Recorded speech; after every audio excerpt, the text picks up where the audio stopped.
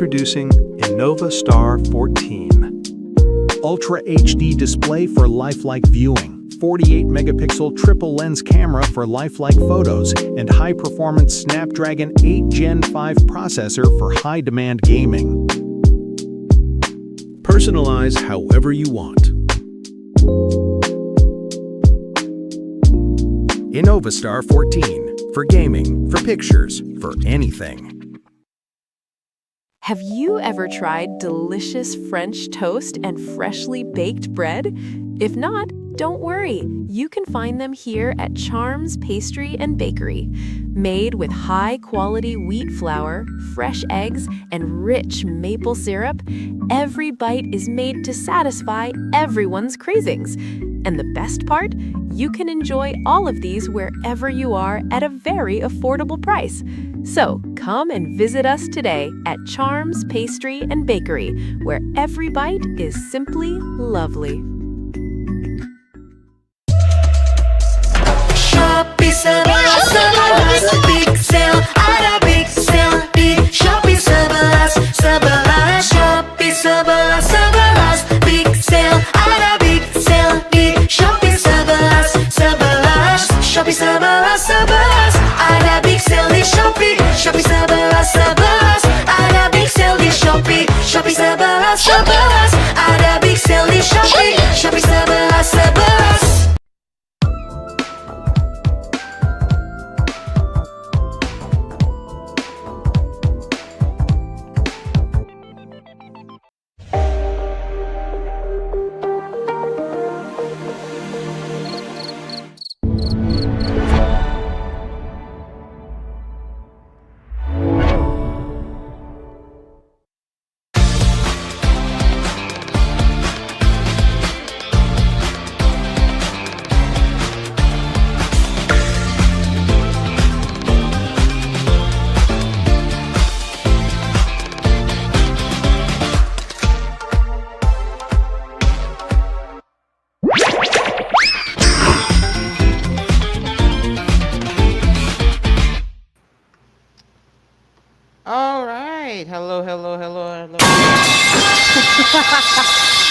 Okay, anyways, hello everyone and welcome to the cafe. Today is Monday, March 23rd, 2026, and yes, we are back we are back with yet another episode of our cafe. So, as you can see, wrong lower third. Hold on. RJ, hold on, RJ. I know. We supposed to...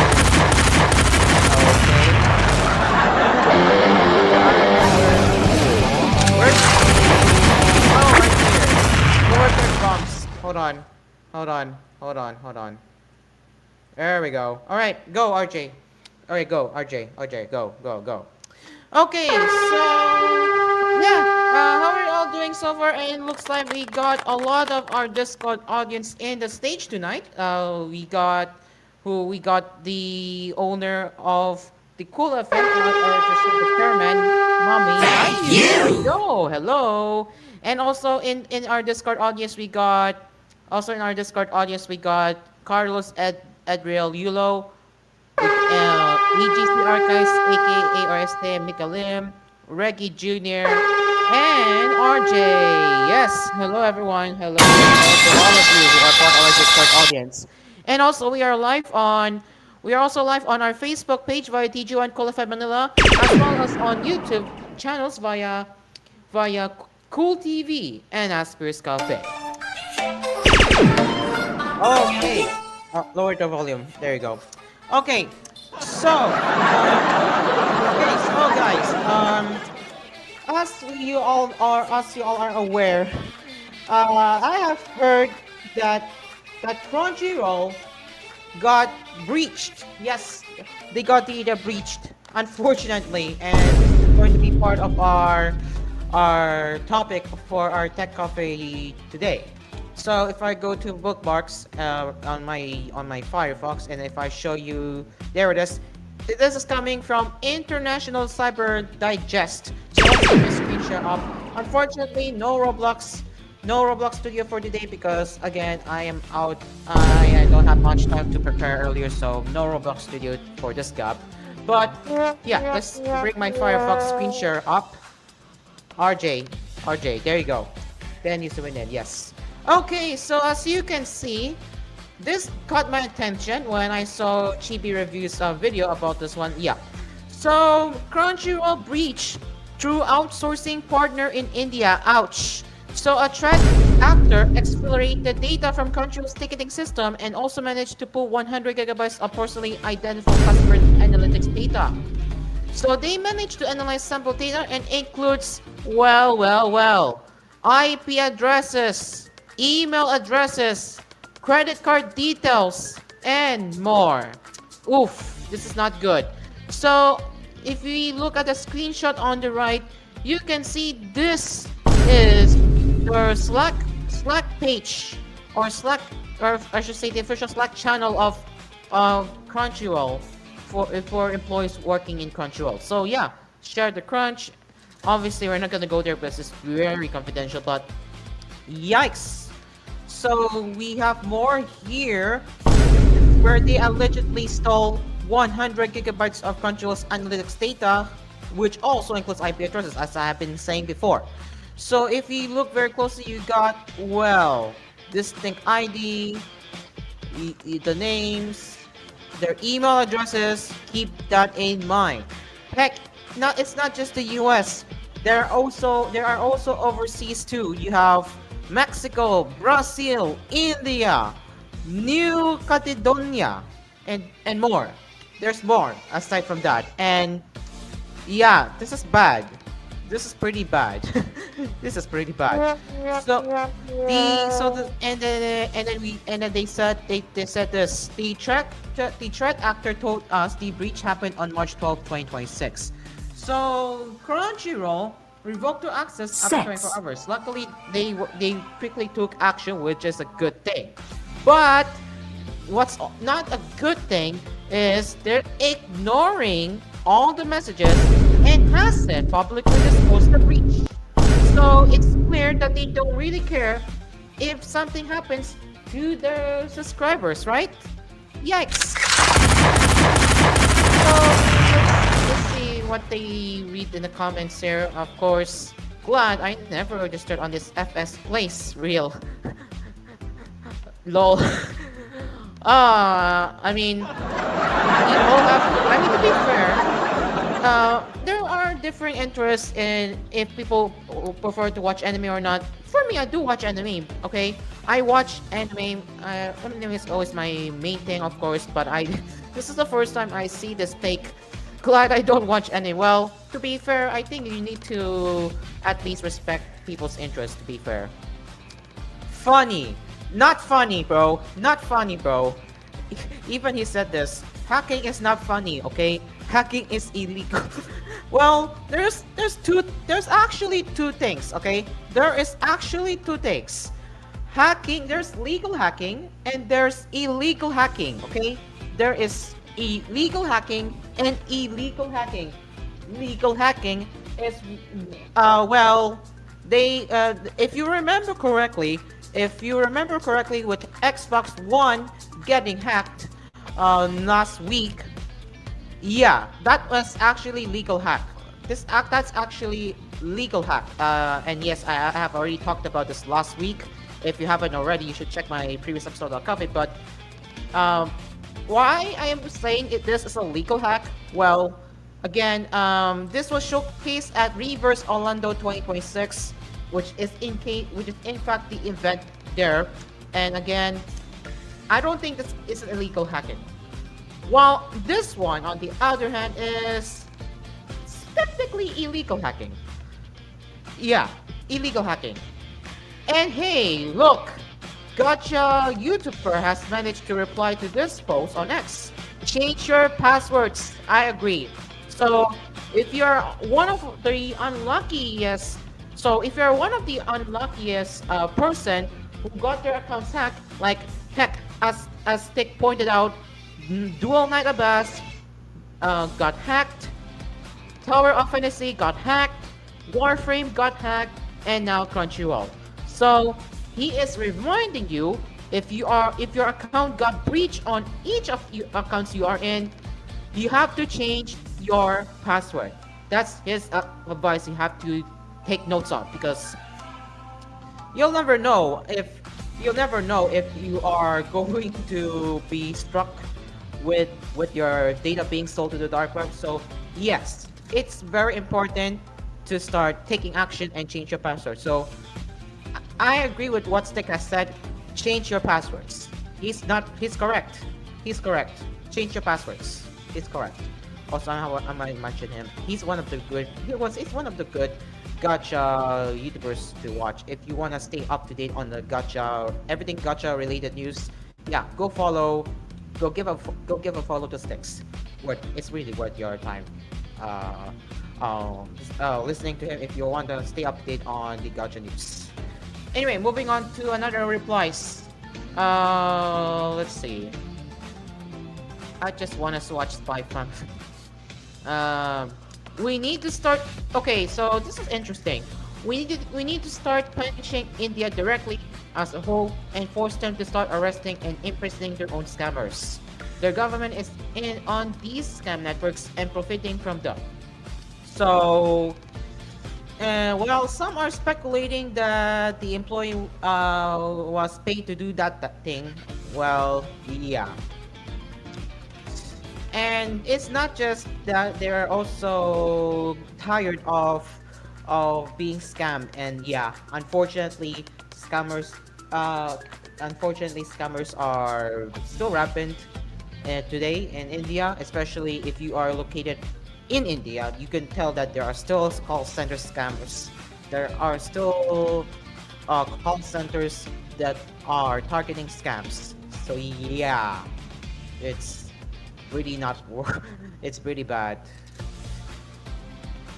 But damn, bro. Damn.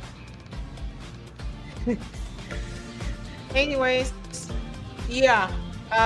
Crunchyroll and Sony, you're gonna have to do better on this, because this is bad. Chibi Reviews has already reported on this. Thank you, Chibi. Shout out to you for keeping an eye on this. So yeah, Chibi, a salute to you for providing an update like this, because without you, without you, I wouldn't know about this one. But yeah, salute to you, GB Reviews.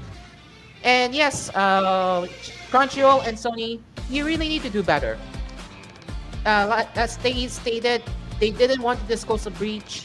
You have to be honest to your subscribers. Let them know that some of your subscribers, or heck, 100 million or 100 or some subscribers were affected. You have to explain. You have to be honest to the customer. You have to alert your subscribers. Yet you didn't, so you failed. So Crunchyroll and Sony, I am begging you right now, please do better. They deserve better in knowing that their account got breached, and you have to at least tell them to take action by changing their passwords, or heck, even enable two-factor authentication. Yet they don't want to do it, and they would still double down on marketing. How crazy is Crunchyroll, right?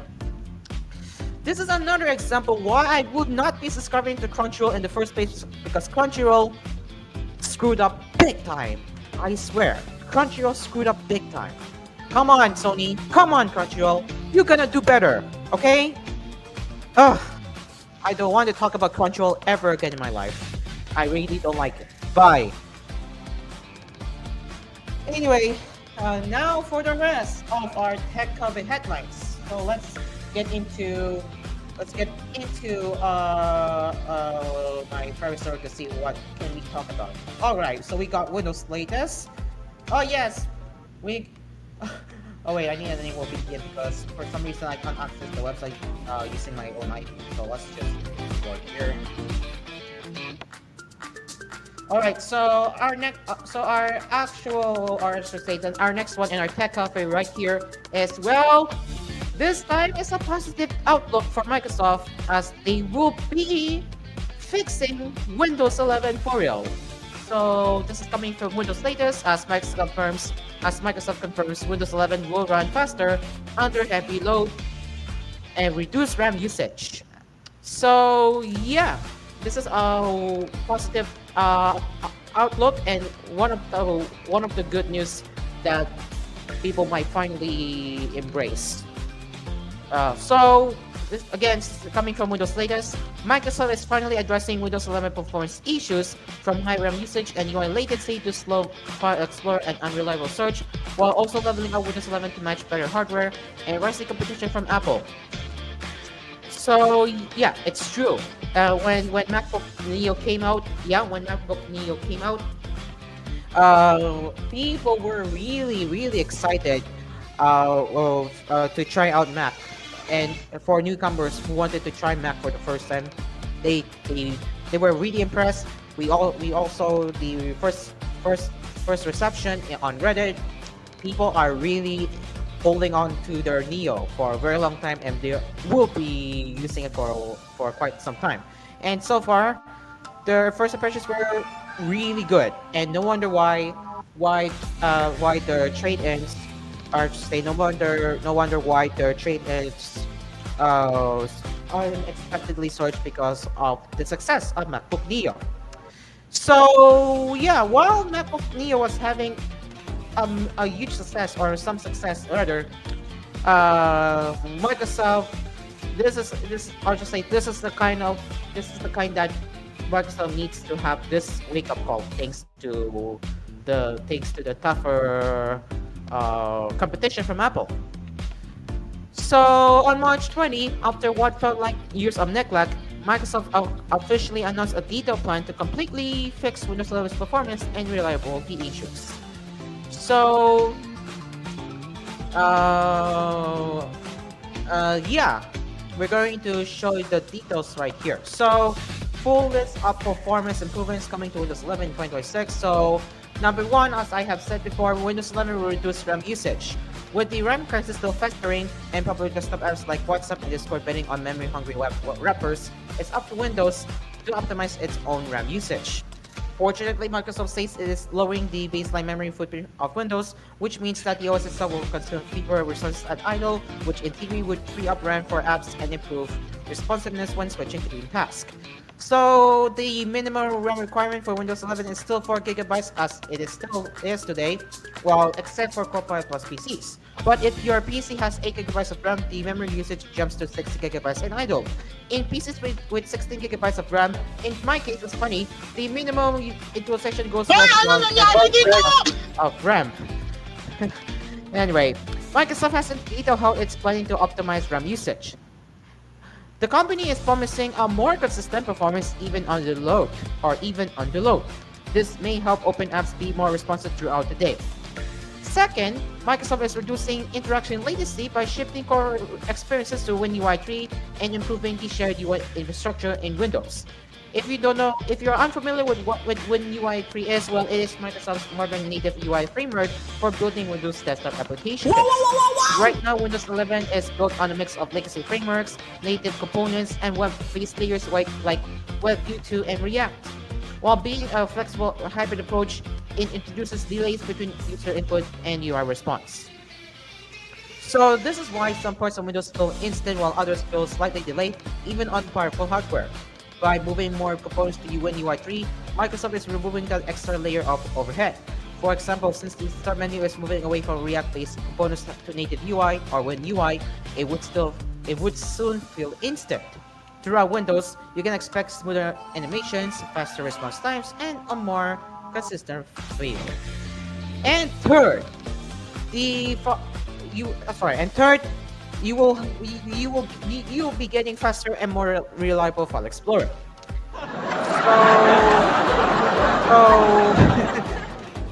So Microsoft already made an effort to make the File Explorer open faster in Windows 11 by preloading it. So yeah, Windows latest tested the preloaded and non-preloaded versions in November 2025 and found that the preloaded version indeed launched faster. So here is the example. So how does it work? Well, you got the usage there, and yeah, But however, it's still slower than Windows 10. Yeah.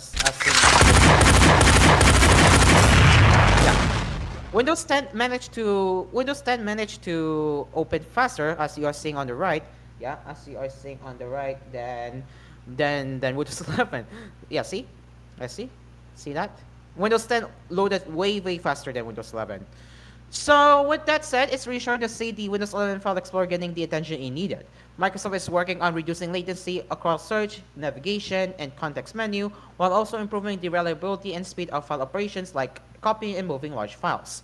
The company is also promising faster launch times and responsiveness. And fourth, the Windows search is getting quicker and more accurate. So Microsoft is actually fixing the search experience throughout Windows, including the Start menu, taskbar, File Explorer, and settings. The company is promising clearer and more reliable search results with a clear distinction from web results.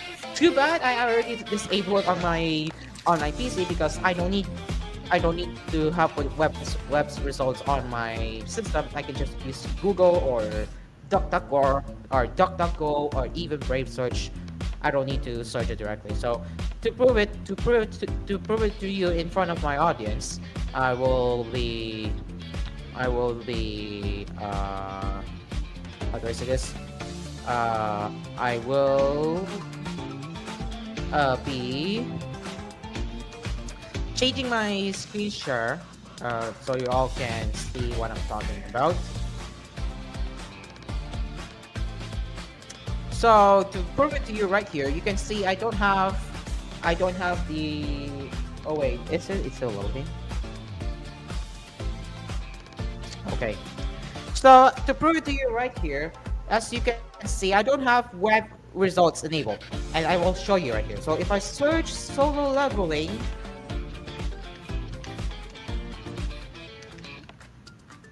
no results. So you do not get to see the web results because I disable it on purpose because I don't need web results for Bing since I use different search engine like Google, mix of privacy and invasive and privacy focus. I use DuckDuckGo and Google for Firefox, and other browsers I use DuckDuckGo. But yeah, that's just how it works. And unfortunately, yeah, Google has a much better indexing engine compared to the rest, and I'm still saying this in facts because yeah, Google has way better or way faster indexing engine than the rest. That's why I still use Google with I have no choice, but I still rely on it sometimes. So yeah, there you go. I'm hoping that Microsoft will finally refine Windows Search and make it better at what people exactly wanted. Yeah, and finally, better driver quality and fewer OS level crashes. So performance is only one side of the problem, reliability is the other. Microsoft is working on reducing OS level crashes, improving driver quality, and making apps more stable across different hardware configurations.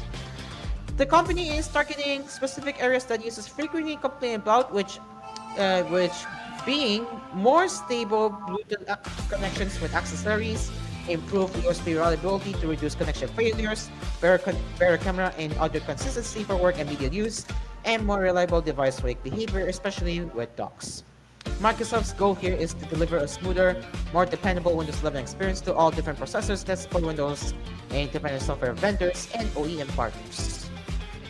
So ladies and gents, there you have it. So that's Microsoft's detailed plans on how they can make Windows 11 better, and hopefully they will take it very seriously. I genuinely hope that Microsoft will finally make Windows 11 the best place for modern Windows operating system, because as of right now, people are still hating on it for a good reason. And why I mean it, they still have yet to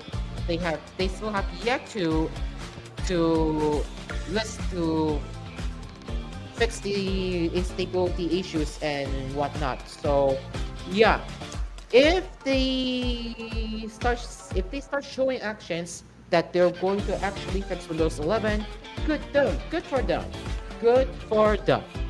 Good for them. So what are your thoughts on Microsoft's plans on fixing Windows 11 this year? Do you actually believe Microsoft will start taking action in fixing Windows 11? I would love to know, so please share your thoughts in the comment section down below, or those who are part of Discord audience, you may leave your messages in the chat and I'll be reading them. And what do you say about Microsoft's plans that they will actually fix Windows 11? And honestly, I'm actually excited. So yeah. Microsoft.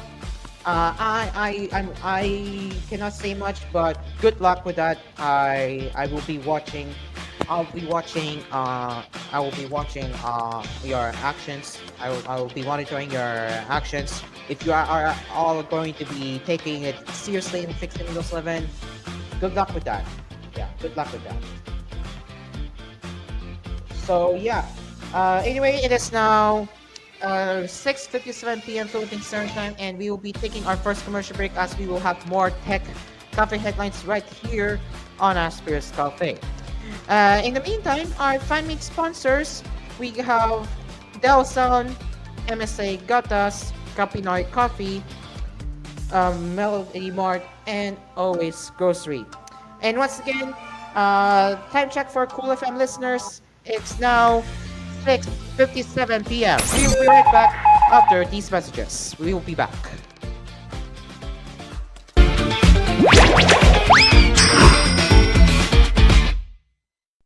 Pagkagising sa umagang umangon at kumain ng sapat, gatas ang kailangan para lumusog ang katawan, pero may solusyon dyan. Ito ang MSI Gatas. Uminom ng MSI Gatas.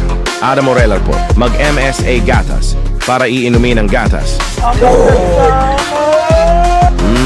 Sarap. Mag-MSA Gatas na. 69 na piso SRP sa suking tindahan. The use of milk supplements must only be upon the advice of a health professional. Kahit saan, sisig ng ina mo, lunod ka sa saya, mula sa pampagana hanggang sa dulo. Ang sisig na hinahanap-hanap mo ay nasa sisig ng ina mo na. For just 70 pesos, may legit na kapampangan na sisig ka na with soft drinks and sabaw. Dito lang yan sa sisig ng ina mo. Innova Power G6. Fast, sleek, reliable, affordable. Now equipped with Ryzen 7000 series CPU, Radeon RX 7000 series, 1TB SSD storage, and 32GB RAM. Enough to fulfill your needs. Innova. It's morning sunrise. It's time to buy another bread. Guyme's original pan N6, made from real wheat flour, sugar, milk, butter, salt, all, and yeast for better taste and better smooth, fluffy, and extra soft. Price only at 20 pesos for 10 pan dental and 40 pesos for 20 pan dental. Available on Guyme's Bake Shop and other bakery stores nationwide. Inspire any Filipino's choice. Introducing O-Spend Mineral Water, made from 100% pure mountain water. Distilled, fresh, approved by Filipinos. I choose O-Spend Mineral Water. Every sunrise brings a new story, and every story begins with a single journey. At Zakish Airlines, we believe travel isn't just about reaching your destination. It's about the experience that carries you there. From comfort that feels like home, to service that feels like family, we make sure your moments in the sky are unforgettable. Because when you fly with us, the world is closer than you think. Zakish Airlines, your world within reach. Have you ever tried delicious French toast and freshly baked bread? If not, don't worry. You can find them here at Charms Pastry and Bakery. Made with high-quality wheat flour, fresh eggs, and rich maple syrup, every bite is made to satisfy everyone's cravings. And the best part? You can enjoy all of these wherever you are at a very affordable price. So come and visit us today at Charms Pastry and Bakery, where every bite is simply lovely. Mula sa ginadgad na coconut, gumawa ng masarap na crackers na may lasa ng coconut. Magkamyon Coconut Crackers. Pwede itong kainin kahit saan at kailanman. Kamyon Coconut Crackers. Feel the sweetness of coconut. Kamusta si P dito? Kung kailan napagod ako sa trabaho, kakabasa ng script o sa prompter man, at kahit ako'y pagod pa rin, sisigla pa rin ako sa tulong ng Miralles Cola. Miralles Cola lamang ang may iron, taurine at B vitamins. Ayos to ah. Para masigla ang araw nyo, mag-Miralles Cola na. PDM. Ang pagiging news anchor journalist, hindi biro ang naging trabaho ko. Mula sa aking pagbasa ng script hanggang matapos ang aking newscast. Hay nako, nakakapagod talaga. Ang saklap pa. Buti na lang, I discover Miralles Cola. Ang inumin na ito ay may iron, taurine at B vitamins. Dinagdagan pa ng fiber. Pagkainom ko pa lang, ang sarap. Refreshing talaga at sulit pa. Wow, ayos to sa akin. Kapag masigla ang ating araw, mag-Miralles Cola na tayong lahat. Sulit na, refreshing pa. 15 pesos pa rin. DM Products Corporation. Napapagod ako sa advertisement ito. Iyong sa tibiro at nakaka-stress. Para iinom ako ng AO Cola. Ang AO Cola at may iron, taurine at B vitamins. Para iinom ng sugar ito. Sarap. Adam Orelar po. Para sa AO Cola. AO Cola. Also available of AO Cola Blueberry. Kamusta si P dito?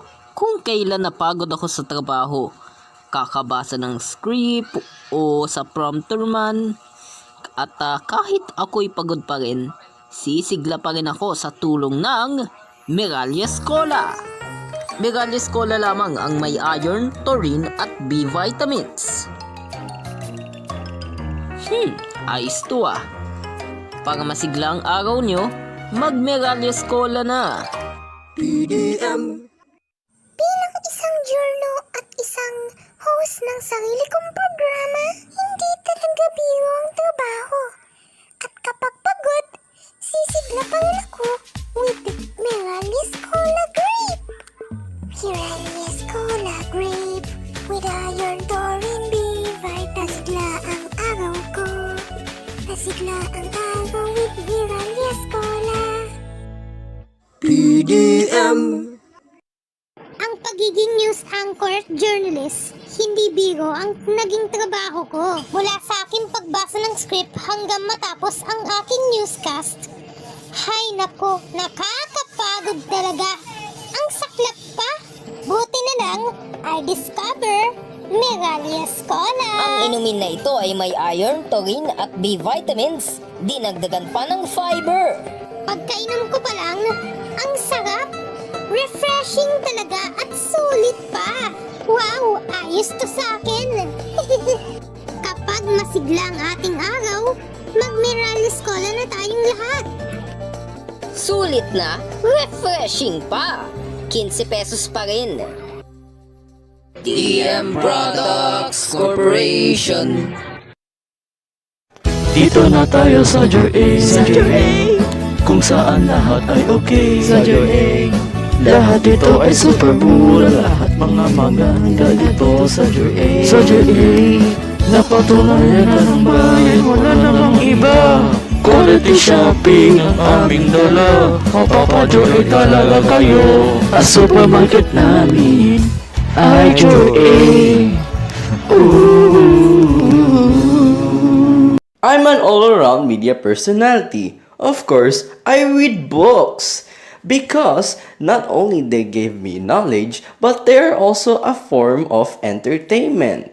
What you're seeing right now are few of the best-selling brands of GSCA Kent Media. At iilan pa yan, marami pa yan ha. Basta, hanapin nyo lang ang logo na to. The Philippines' leading premier #1 awesome publisher GSCA Kent Media. Because reading is indispensable. Ang boring dito. Hanap na lang kaya ako ng maiinom. Ang refreshing! Refresh your day. Feel alive with Chaos Cola. Also available, Chaos Soda. Woo! 25 pesos lang. Sulit! Bin na! Kung ikaw ay nagtataka, ito ay isang napakasarap na adobo. Pero bakit napakabango? Ang sikreto ni Mommy ay Ospen Toyo. Ito ay fermented, gawain ito sa pinakamahusay na kalidad ng soybeans mula sa sakahan, sobrang sarap, sobrang dekalidad, at syempre, safe gamitin ayon sa Food and Drug Administration. Para sa iyong pamilya, pipiliin ng lahat ang pinakamahusay na brand. Ospen Toyo, sulit sarap! Shopee Sabalas, big sale, ada big sale di Shopee Sabalas, Shopee Sabalas, big sale, ada big sale di Shopee Sabalas, Shopee Sabalas, ada big sale di Shopee Sabalas, ada big sale di Shopee Sabalas, ada big sale di Shopee Sabalas. Hi guys! Init ng panahon. Mapapagod pa pagkatapos maglaro ng basketball. Iniisip niya ano-anong dapat na inumin ito.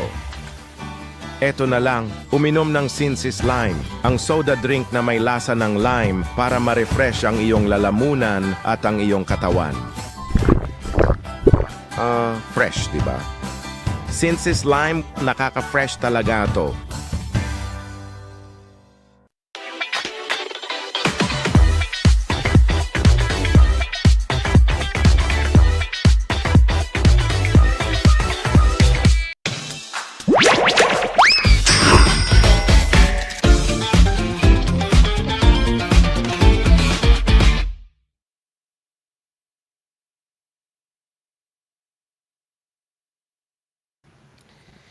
And we are back. It is now 7:08 p.m. Philippine Standard Time, and yes, we will be continuing with another round of our cafe right here on ASPHERE'S Cafe.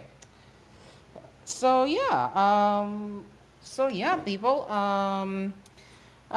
We will be covering another set of our tech cafe headlines as we will be diving into here, and of course later in the cafe we will be looking into what's with the weekly poll results, our smartphone weekly poll results, and how did it perform from last week and this week.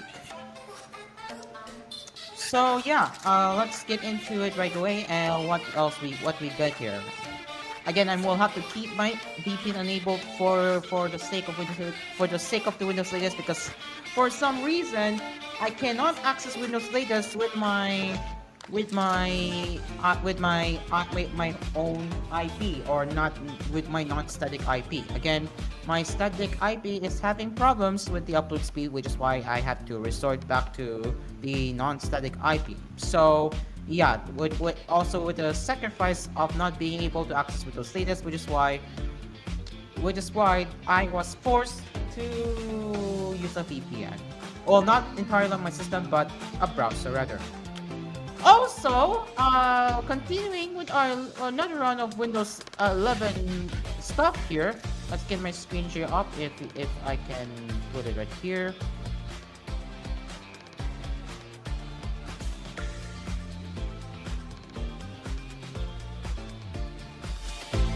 Just wait for the screen share.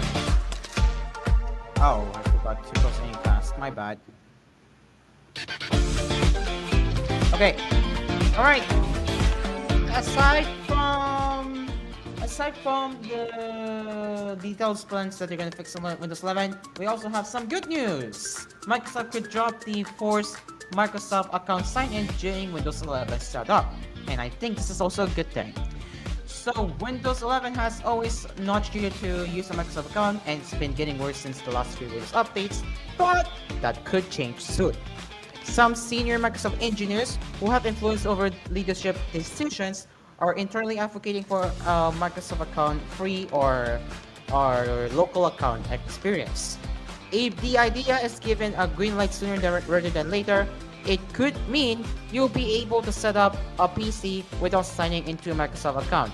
And honestly, with the bypasses that Microsoft has been patching, and later realized it's not working, they're finally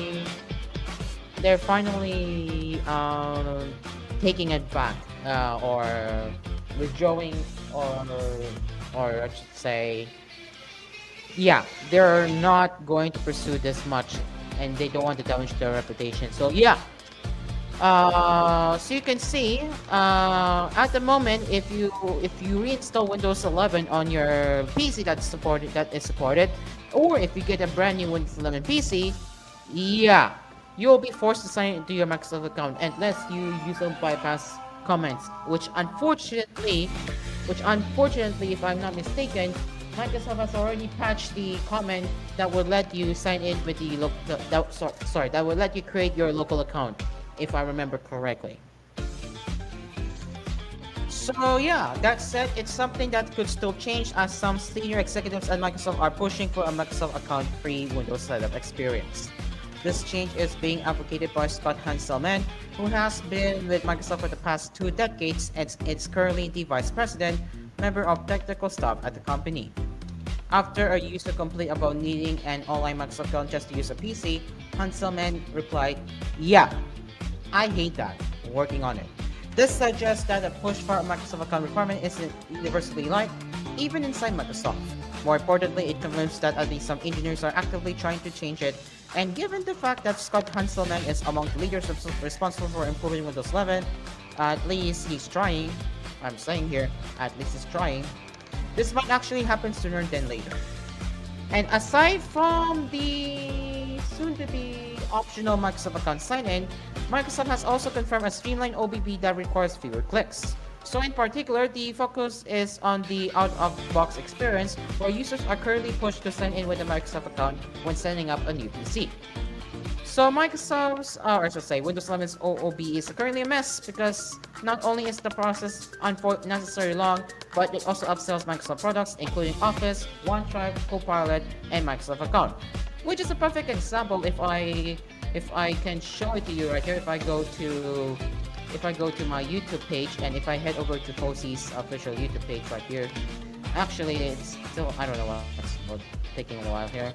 Okay, so actually this is a perfect example to show you, because this right here is what I had to agree. So if we show you the clip of Fosie's if we show you a clip from Fosie's YouTube channel right here, and if we go to their channel, just wait for it, and if we go to their videos and sort the popular, yeah, he made a video. That's Linux user tries Windows 11 for the first time. Is it that bad? And spoiler alert, it is bad.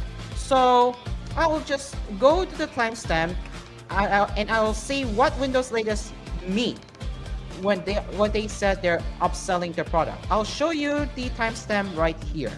Yeah, I'll show you the timestamp right here. What I mean, huh? What I mean. So you can see. I believe this is where. I think this is where around 2-minute and 10-second watermark. This is what they mean when they are upselling the product. So have a look at this. Have a look at this. This is what I mean when Microsoft is upselling the products to get you to use the product. Here's the video.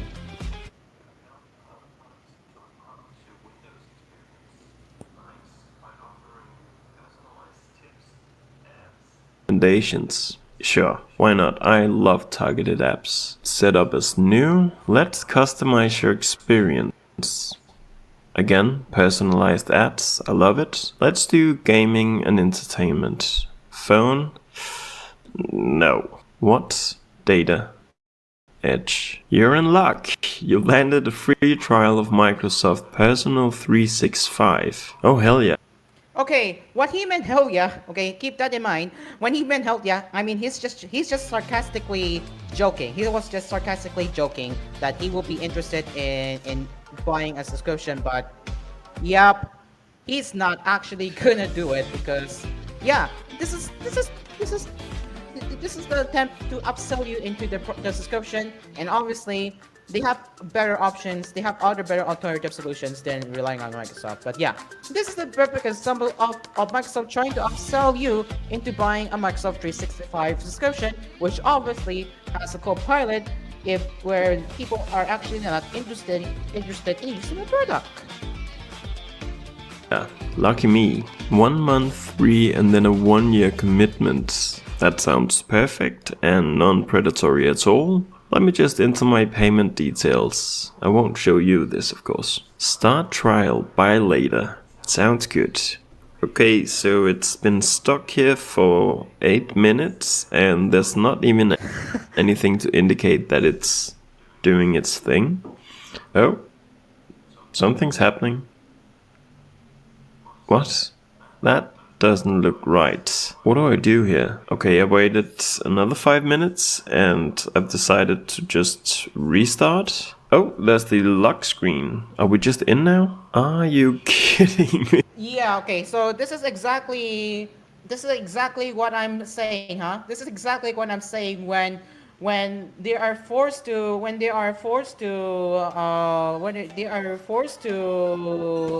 sign into Microsoft account and yet you are already encountering problems. See? This is the problem. This is the problem he is exactly facing. And yeah, it's really a mess. It's really a messy look when he is trying to set up Windows 11. I think this is where I'll have to end here. I'm showing okay. you the clip here. Not sign up for 365? I guess we can do that later. Hey, there we have it, Windows 11. All right, so here you go. I'm showing you a few examples of how bad is the Windows 11 OOBE or out of box experience. This is the perfect example why Microsoft really needs to fix on improving Windows 11 OOBE. And if they are sticking to the words that they're going to do it, well, good for them. Because again, no one wants to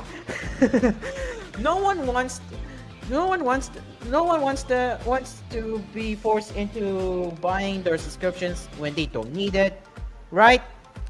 So there you go. That's Microsoft's update, or I should say that's the update that Microsoft will be cutting down on OOBE stuff, and also that the forced Microsoft account sign-in could soon be a thing of the past. And yeah, again, I still do not trust Microsoft at this point because they still need to they want to see action that works at this point. If they want to really make Windows 11 setup experience better, they really need to do something about it. They have to do something about it, guys. They need to do something about it. And I mean it. They have to do something about it. So there. What are your thoughts on what are your thoughts on Microsoft finally fixing the OOB experience?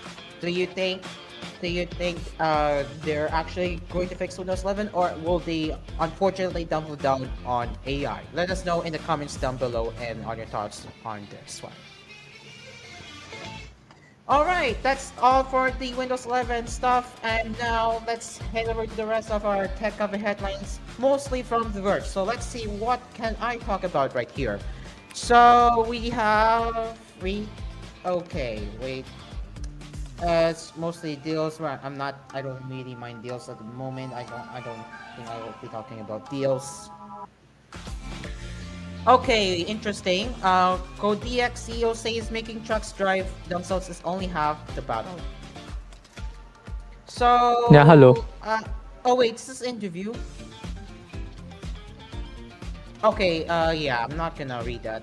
I'm only going to cover the articles that are in interviews. LTG in the house, guys.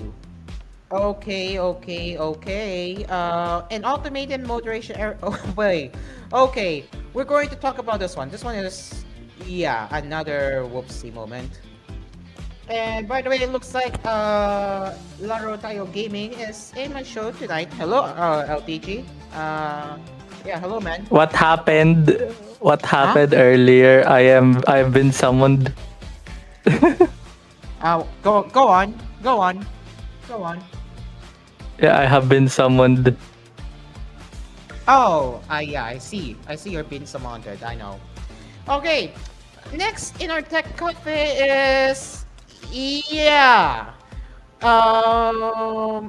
moderation error, huh? We'll see if this is paywalled. I won't be surprised if it is. I'll still refresh it because I need to share my thoughts on this one.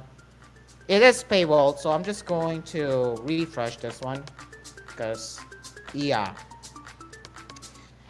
Okay, so oh man, I don't want to paste this or just to read this.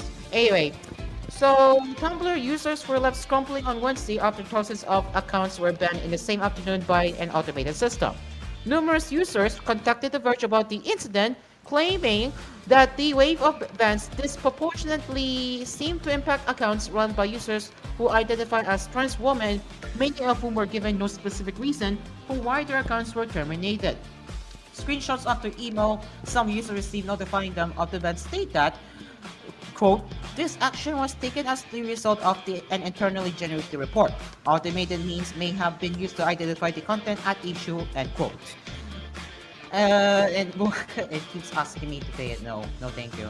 Anyway, Chanda and Guk, head of communications and Tumblr parent company, Automatic, with the double T, confirmed the bans in a statement to The Verge, but said many were in error and had to be reversed. So she said this, quote, we continuously work to maintain platform health and adapt our systems to prevent bad actors from spreading harm. In that process, our automated system has incorrectly flagged several users, including but not limited to members of the trans community. We have disabled that system and restored those users while we improve it. We sincerely apologize to everyone who was affected by this error, end quote. The wave of bans last Wednesday came just a day after Tumblr reversed a controversial change to its reflogging system earlier this week, which sparked outrage from many of the platform's users. Some of the users who contacted The Verge suggested that the bans may have been in response to posts voicing opposition to the change, but NGAC stated that, quote, the reported terminated accounts are not related to the recent discussion about revlogs, end quote. NGAC also added that there is no evidence that trans users were disproportionately among the sub 200 accounts impacted. However, multiple users who contacted The Verge expressed concerns about the history of moderation issues on Tumblr, some involving trans users in particular. In 2024, Automatic CEO Matt Mullenweg got into a public spot with a Tumblr user who went by Predstrogen. I don't know if that's how I pronounce it.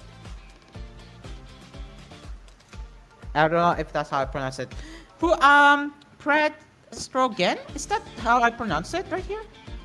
Correct me if I'm wrong, huh? Predstrogen, huh? Predstrogen. Alright, anyway, and identified as trans.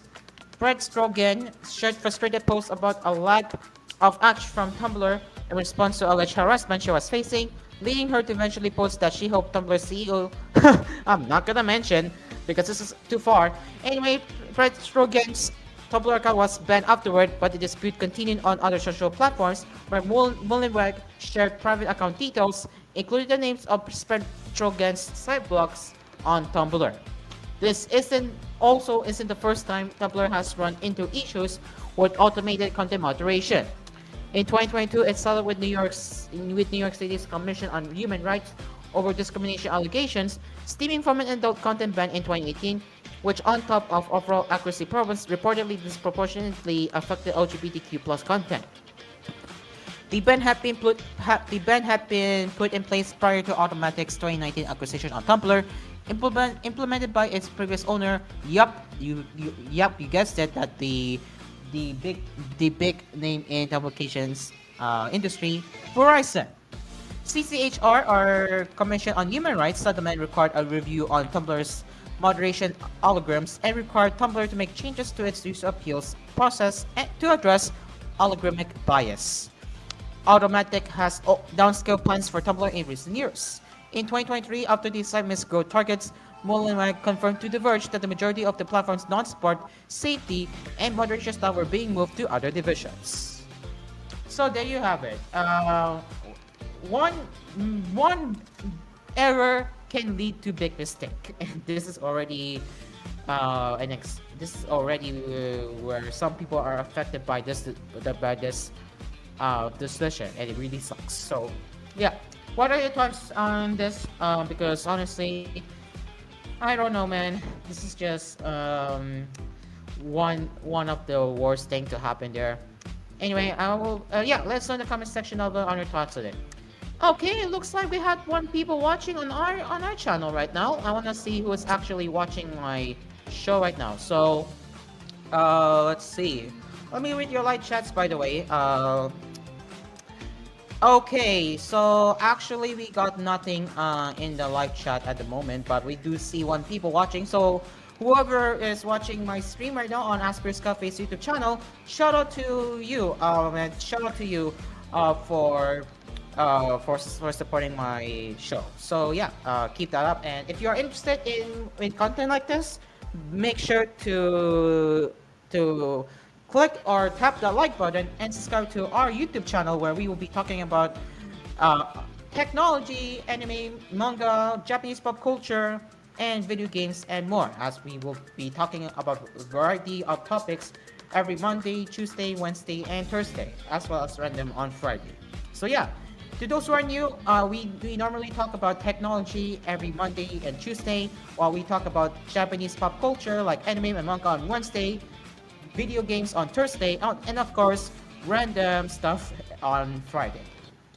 Alright, so yeah, there you go. So again, once again, ladies and gents, that is the automated moderation error that led to people getting panicked by users who are using Tumblr. Okay, and we still have plenty more because it's not even 7:40-ish yet. So let's see, what else do we have here? Google search text replaces headlines and website titles. Oh boy. Okay. I need to share my thoughts on this. Hold on. Let's get my screen share once again up.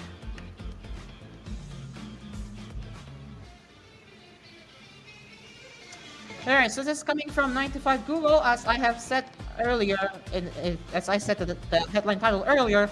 Google search test replaces headlines and website titles with AI. Oh boy. So Google search has started testing the use of AI to replace headlines and website titles, a change that seems both unnecessary, unnecessary, and a slippery slope. As spotted by The Verge over the past few months, Google search has been altering some headlines of news articles when they appear in search results. The altered headlines, the publication says, were not written by the staffers, which raised eyebrows as to where the new headlines were coming from. Yikes. So Google confirmed that a small experiment is changing both the headlines of articles as well as titles from other sites or websites in search results using AI. Google added that the idea is to identify content on a page that would be a useful and relevant title to a user's query, while better matching titles to users' inquiries and facilitating engagement with web content. Apparently, if the experiment actually graduates to something that will solve widely, it would not use generative AI, with Google saying that if we were to actually launch something based on this experiment, it would not be using a generative model and we would not be creating headlines with Gen AI. Examples of this shared by The Verge include in story with the headline, I used the cheat on everything AI tool and it didn't help me cheat on anything, which Google's AI simplified to cheat on everything AI tool. Right here. Yep, right here. Yep, see? Cheat on everything AI tool. So this is what The Verge title originally was, which again, it said, I used the cheat on everything AI tool and it didn't help me cheat on anything. And then if we go to the Google's search results, cheat on everything AI tool. Very simplified title, and yeah, I say it unnecessary. And the original title, Microsoft is rebranding Copilot in the most Microsoft way possible, which again led to the backlash from users. And yeah, no, we all saw that coming. Yeah, Google simplified the title to Copilot changes. Marketing teams added again. While it's very common for articles to have an SEO title different from what the article shows, you will see this on most 95 Google articles. Those are usually written by the author editorial team. Google will occasionally cut off pieces, but it's very abnormal for search to just completely rewrite an entire headline on its own. Yes, exactly. Well, it's useful, but again, it's you have to leave it to the website owners to do that job, not Google. Okay, AI should just be used as a research tool. It should not be. Hold on, how to say this? It should not be used as a primary thing to replace everything. Keep that in mind. So yeah. As mentioned at the outset, it also seems completely unnecessary and it ruins an important element of the web for publishers and site owners. If Google can just decide to show its own AI-generated title, it might completely misrepresent what's actually being published to the web. This is on top of the fact that Google search is already driving less and less traffic to the web, and AI source links are making up for it either. Google Discover, oh my god, I have to say about Google Discover, I absolutely hate the current state of Google Discover. Why? Why do I hate it? Number one, I was forcefully shoved with full of short videos. Again, I'm the person who doesn't watch AI. I am the person who doesn't watch short videos staring at the screen all the time. I don't watch short videos. Yet Google Discover is insisting short videos on Discover feed, which I absolutely do not like. This is why I currently don't like the state of using Google, or say this is why I don't like the current state of Google Discover, because again, short videos, I don't want that. Heck, the topics shown on Google Discover are completely irrelevant to what I am watching on YouTube. Does that make sense? Anyway, so Google Discover previously tested AI headline rewrites, something that has now widely rolled out because they perform well for user satisfaction. While Google suppose... Okay, hold on, I have been notified on my system. Your client version is older. Oof, okay, I'll deal with that later during the commercial break. Anyway, something that has not widely rolled out because they perform well for user satisfaction. While Google supports go of better matching titles to users' queries might sound like idea at first, it almost defeats the purpose of the way search works in the first place. Yes, it does defeat the purpose. It does. So what are your thoughts on Google replacing headlines and website titles with simplified AI title? Do you think this makes sense, or do you think it's another unnecessary change? Let us know in the comment section down below or in the live chat, because I would love to know your thoughts on this. All right, so let's see if I can open the comment section there while I'm at it here. Hold on.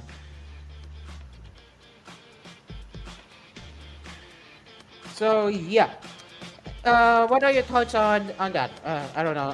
Anyway, I don't see comment section loading, so we might just skip this one entirely. Okay, before I continue, it looks like I will be sharing an update to those who are eyeing on the DCX situation lately. So, according to the TOC head of DCX, it looks like the hard drive is currently fine, from what I'm hearing. Again, that's what I am hearing. That the situation is fine, but again, we will keep an eye on that. If to those who are listening to DCX, yeah.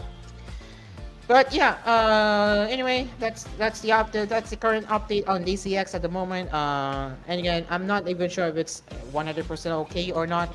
But Carabri will still provide updates to those who are part of the Yo to those who are part of the Yo Discord server. All right, let's keep going. We will be going to commercial break later at 7:45-ish. So let's see what else do we have. We have. Hold on. We have. Oh dear, this is a kind of slow news, isn't it? Huh? Okay. Hold on. Anyway, shout out again.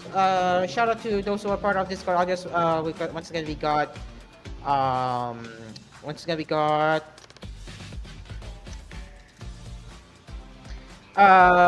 Carlos, Adriel, Yulo, EGC Archives, Mikalim, and the TOC and the new BTOC member RJ. Okay. So let's go back to my private server. That's where I get the feed there.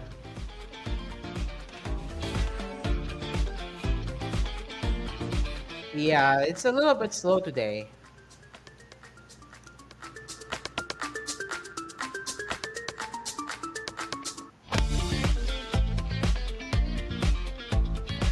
All right. That one I already covered. Let me just keep looking for one. Oh boy, okay. Amazon is making an Alexa phone. What? I know this is too early for a smartphone cafe, but The Verge is already talking about it. So let's get my screen share right here.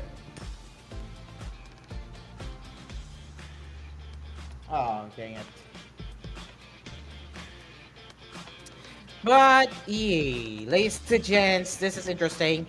So this is coming from The Verge, as I am starting to see, or as I'm aware, that Amazon is trying to return to smartphone industry, and this time it will be under Alexa brand.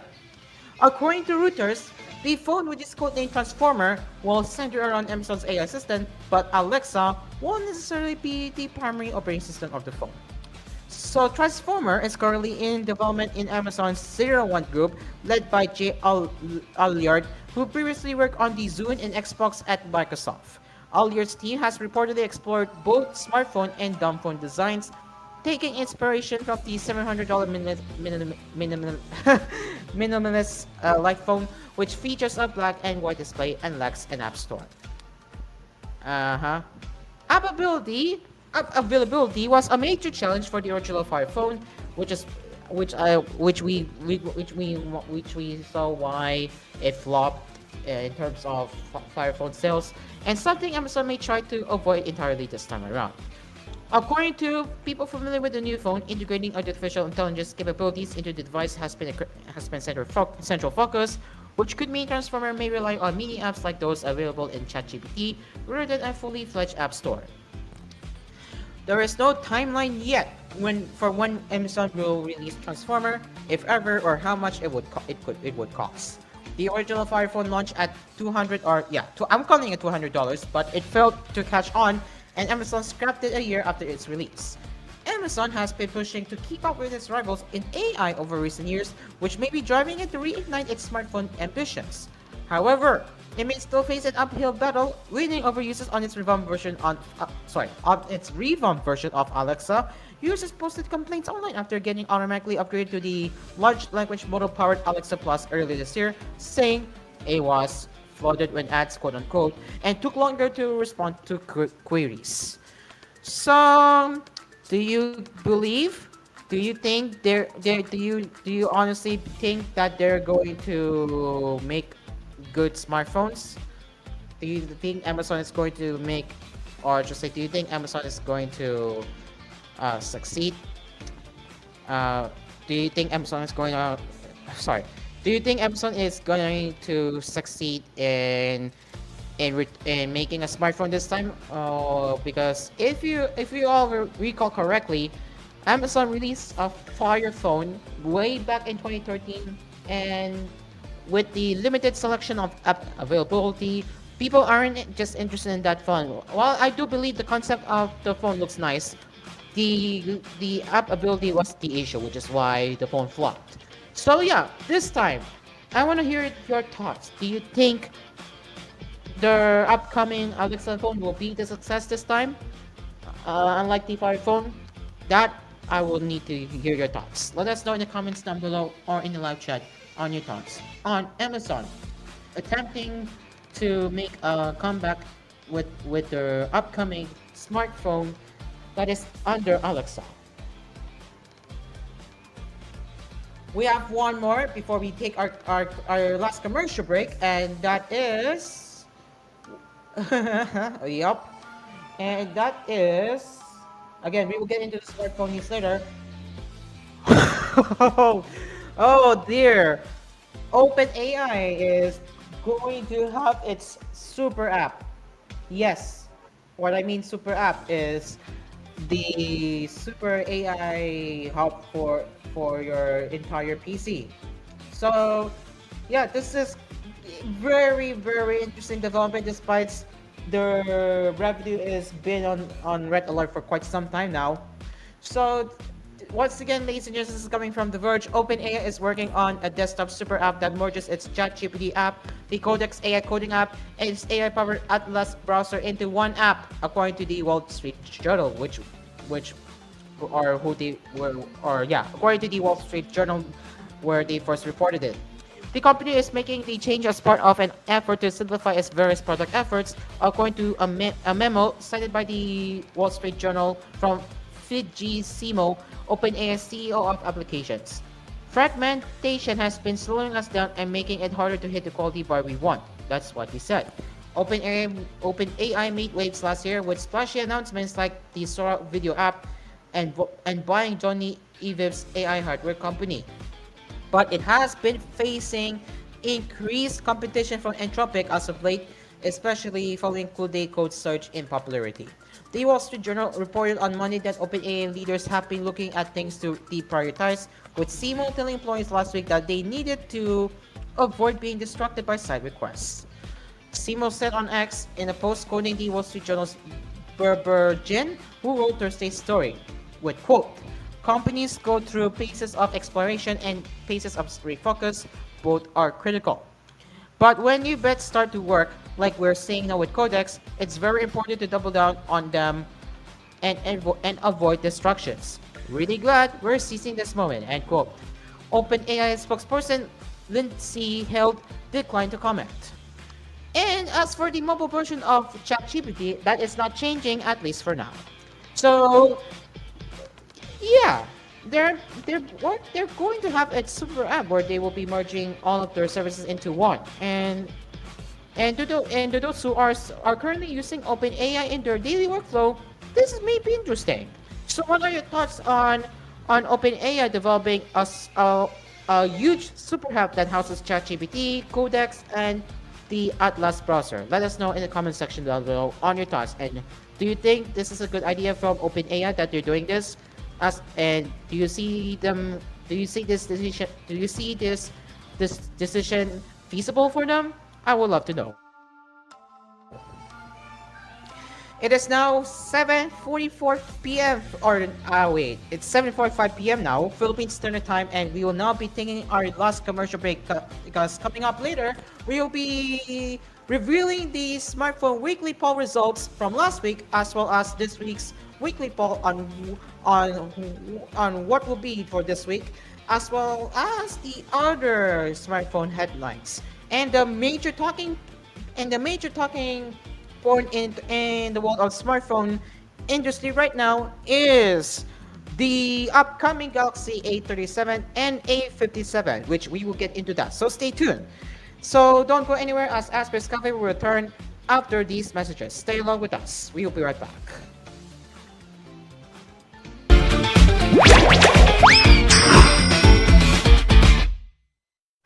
Hay naku, nakaka-stress talaga ang traffic. Pagdating ko sa bahay, napahiga na lang ako sa sopa. Yun tuloy, sumakit na ang ulo ko. Reset. Headache? May solusyon dyan. Introducing PD Pharma Paracetamol Anti-Fever Capsule. Bukod sa lagnat, panlaban rin yan sa sakit ng ulo. May bisa ng paracetamol para balik sigla ka na mula umaga hanggang gabi. Ayos na ng pakiramdam ko ah. Salamat sa PD Pharma Paracetamol. Basta paracetamol, hanapin ang nakatatak. PD Pharma.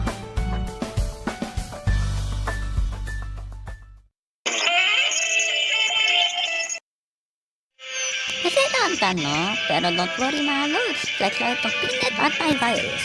G para sa secure na browsing. G para sa secure na computer. At G para sa secure na Pilipinas.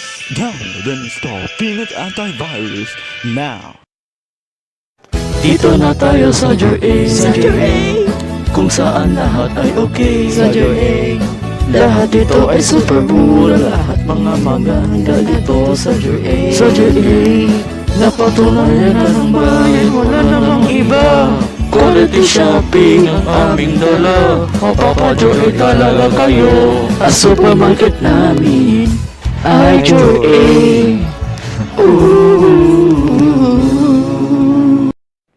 Wala kaming commercial. Pwera na lang sa commercial nito, oo naman. Pero, meron ba kaming bagong produkto? Meron ba kaming iaalok sa inyo?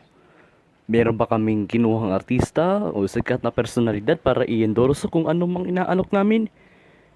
Siyempre, ang sagot niyan, wala.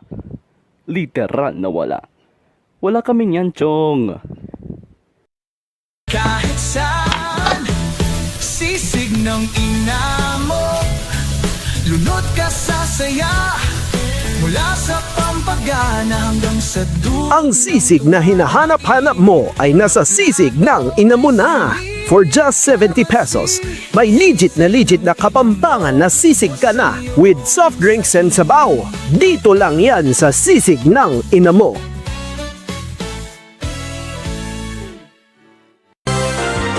Achoo! Achoo!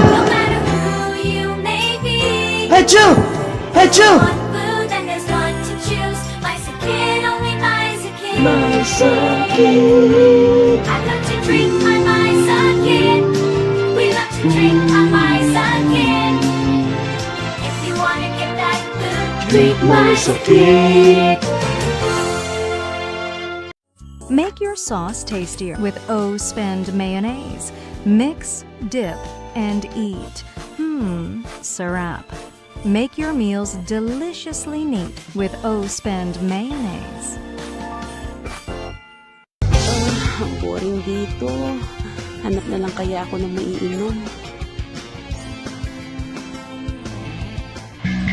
Ang refreshing. Refresh your day. Feel alive with Chaos Cola.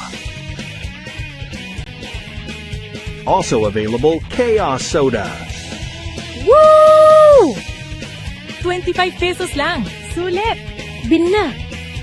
Venice Maple Syrup para paglalagay ng pancakes at waffles sa mas matamis. Sarap. Presyo sa 300 pesos lang. Magbibili sa lahat ng Jor Supermarket, mga grocery stores, department stores at sa lahat ng mga inyong tindahan. Canyon Choco Biscuit. With extra chocolate and extra creamer in one biscuit, will give a delicious chocolate taste. You'll want to try it again. choco biscuit. Feel the choco vibes. Every sunrise brings a new story, and every story begins with a single journey. At Zakish Airlines, we believe travel isn't just about reaching your destination. It's about the experience that carries you there. From comfort that feels like home, to service that feels like family, we make sure your moments in the sky are unforgettable. Because when you fly with us, the world is closer than you think. Zakish Airlines, your world within reach. Uminom ka ng tinted cola sa isang malakas na lasa para masigla ang araw mo. Try na! Sarap, di ba? Available din sa mga bayan na walang sugar at 500 ml at 1 litro ng bote. Tinted cola, refresh your life. Introducing Innova Star 14. Ultra HD display for lifelike viewing. 48 megapixel triple lens camera for lifelike photos, and high-performance Snapdragon 8 Gen 5 processor for high-demand gaming. Personalize however you want. Innova Star 14 for gaming, for pictures, for anything. Have you ever tried delicious French toast and freshly baked bread? If not, don't worry. You can find them here at Charms Pastry and Bakery. Made with high-quality wheat flour, fresh eggs, and rich maple syrup, every bite is made to satisfy everyone's cravings. And the best part? You can enjoy all of these wherever you are at a very affordable price. So, come and visit us today at Charms Pastry and Bakery, where every bite is simply lovely. Mula sa ginadgad na coconut, gumawa ng masarap na crackers na may lasa ng coconut. Mag-Kamyon Coconut Crackers. Pwede itong kainin kahit saan at kailanman. Kamyon Coconut Crackers. Feel the sweetness of coconut. Nutro low-fat milk. It has the same creamy neutral goodness with lesser fat and lesser calories. And now, it's rich with even more vitamins and minerals. More nutrients, less fat, less calories. So good you'll float. Nutro low-fat milk. Breast milk is still best for babies. Napapagod ako sa advertisement ito. Iyong sa tibiro at nakaka-stress. Para iinom ako ng AO Cola. Ang AO Cola at may iron, taurine, at B vitamins. Para iinom ng sugar ito. Sarap. Adam Orelar po. Para sa AO Cola. AO Cola. Also available of AO Cola Blueberry. Iron, taurine, and B vitamins is the key for PD Cola. PD Cola! 25 pesos lang, saan ka ba? Antukin pa rin ako tuwing umaga. Napakahirap talagang gumising at yun, late ako parati sa programa. Kapag maganda ang gising ko, sisigla pa rin ako sa tulong ng Tengu Coffee Drink. Ito ay may tamang tapang ng kape na may asukal at creamer. 3-in-1 sa tapang at sarap. Ang tapang, ang sarap. Try nyo. Basta may Tengu, gigising ka. PDM. Ay naku, kakapagod mag-drive. Kailangan ko ng mainom. Uhaw ba ka mo? Who's that voice? O ito, Miralles Cola Orange. Teka, ito ba'y may iron, taurine, at B vitamins? Correct! Try mo! Oh wow, it's refreshing. Thanks, Billy. Pwede mo rin yan araw-arawin 6 Para mas masigla ang araw, mag-Miralles Cola na. 15 pesos na lang. Bili na! Miralles Cola!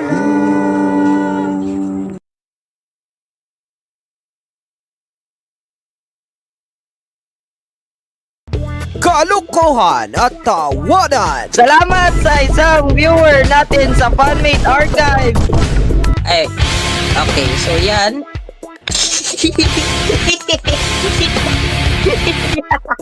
I-prepare ko na siguro yung live ba yan satellite. Ano? minsan na komentaryo. Ito lang masasabi ko. Please, huwag ka nang mag-spam dahil labag yan sa TOS ng Discord. Salita ng Mansanas, Thursday, 8:30 p.m. Live sa koolTV, ASPHERE'S Radio, GZEX 1026, 99.5 Kool FM at 96.7 SF Radio.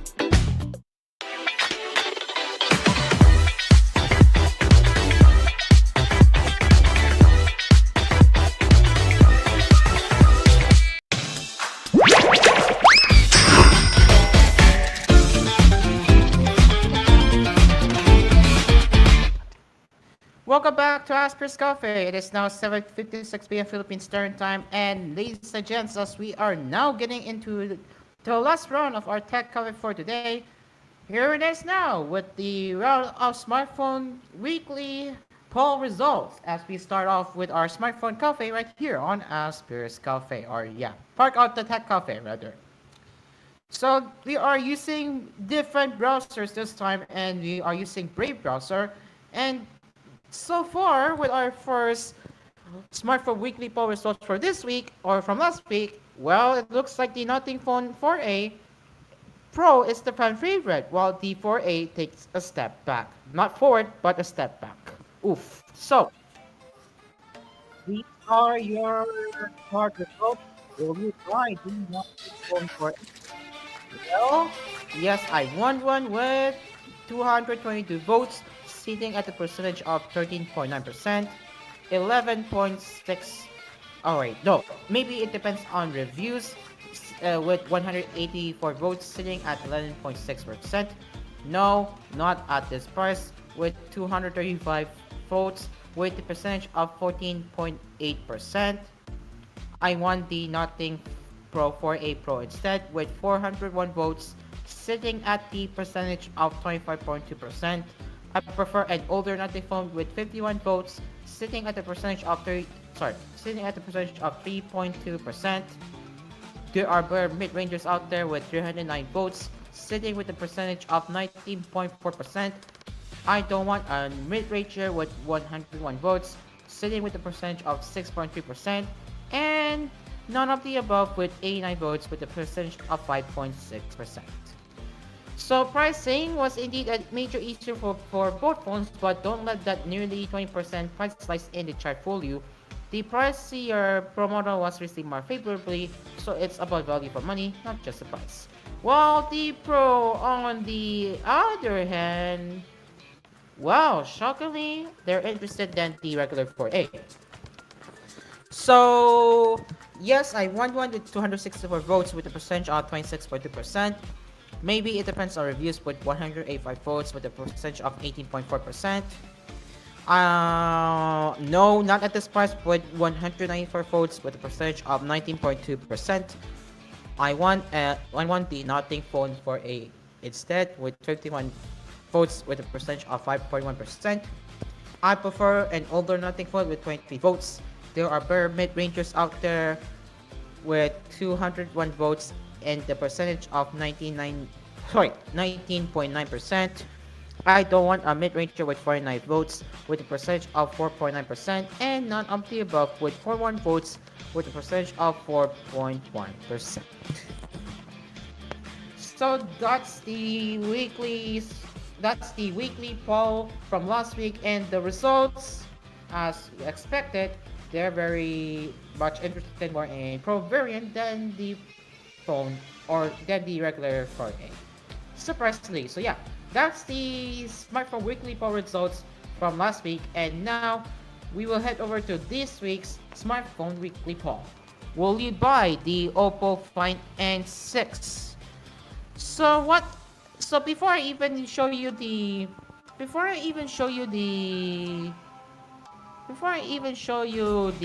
poll results, or not results, before I even show you the options for you to vote, well, let's talk about the smartphone first. So, the Oppo Find N6 claims to have solved the biggest issues for foldables, which apparently made the crease basically invisible. but this is not the biggest issue, but it's certainly a deal breaker for many. And it's not like the Find N5 had major problems in other categories as well.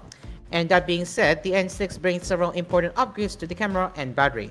And as for the improvements compared to the N5, Oppo increased the battery size to 6000 mAh, which is up from 5600 mAh, instead of slimming down the phone. That means the N6 has the same thickness, with 4.2mm being open, 8.9mm close, and weight 225 grams over 229 grams as the N5. Again, those stats aren't an issue on the older model. And the other change is the big change is the more capable camera hardware, which is a 200 megapixel main sensor with 1 out of 1.56 inch, up from 50 megapixel one out of 1.56 inch, and the 50 megapixel ultra, which is up from 8 megapixel. Plus, the outer and inner selfie cameras now have 20 megapixel sensors, which is up from 8 megapixels. The telephoto camera is new too, but on paper, the 50 megapixel 3x700mm module appears similar enough to the 50 megapixel 3x75 or 75mm module of the older phone. The Oppo Find N6 will compete against the likes of the Honor Magic V6. Both use the same chipset, the Snapdragon 8 Elite Gen 5. The Oppo may have the better main camera, while the other could offer better telephoto shots. The Honor also has a bigger battery, 6660 mAh for the global model, and 6850 mAh and 7150 mAh for the Chinese model, versus 6000 mAh for the Oppo. And speaking of, the Find N6 became available in several regions this Friday. The base 12GB of RAM and 256GB of storage model starts at 10,000 Chinese yuan, which roughly converts to $1,450 and 135,000 Indian rupees. However, Oppo confirmed that the N6 will not be available in Europe, so it's mostly targeting Asian markets. So there's a good chance that the phone will be sold in the Philippines, but take that as a grain of salt for now, because I wouldn't know exactly if the phone will be sold in the Philippines. But again, with Oppo stating that it will be sold in Asian markets, there is a chance that it will be sold here in the Philippines. And now let me review the options, or let me review your options when you are voting for the Oppo Find N6. Will you be buying it? Let's start. Will you buy the Oppo Find N6? Yes, I want one. I wish it's not sold in my region. Maybe I'll wait for the full review. No, not at this price. No, I prefer all other book style foldables. I want a flip foldable instead. I don't want a foldable, and none of the above. So that's your weekly smartphone poll for this week. So if you want to vote on the website, I'll leave it. I'll drop it in the video description below once the replay is available on both koolTV and ASPHERE'S Cafe's YouTube channel. And I'll also leave it in the live chat as well in case you are interested. But again, I don't know if I can do that. But yeah, rest assured, if you wanna vote, I'll definitely leave it in the videos in the video description below, or the show notes after I'm done with the program and once the replay is available. So yeah, if you are going out to buy the Oppo Find N6, or if you are interested in ordering online, now this is a chance. If you're interested in voting, now this is your chance if you wanna vote. So the results will be revealed this Sunday, and of course we will be reading out the results next Monday to see if people are interested in Oppo Find N6. So that's the Smartphone Weekly poll for this week, and that wraps it up for this Smartphone Weekly poll segment. Now we're talking, ladies and gentlemen. Now we're talking, because I'm aware this is currently the talking point in the smartphone as we speak. Yup, the Galaxy A57 and A37. So following weeks upon weeks of leaks upon leaks, like you got the box You got the box of the Galaxy A37, the unboxing video. Well, Samsung has finally decided to reveal the official announcement date for the Galaxy A57 and A37. The launch is taking place on March 25th at 5:30 p.m. in India, which is 5 a.m. in Los Angeles, 8 a.m. in New York, 12 p.m. in London, 1 p.m. in Central Europe, and 2 p.m. in Eastern Europe. So you got this short teaser video showing awesome. I'm curious though. Let's watch this.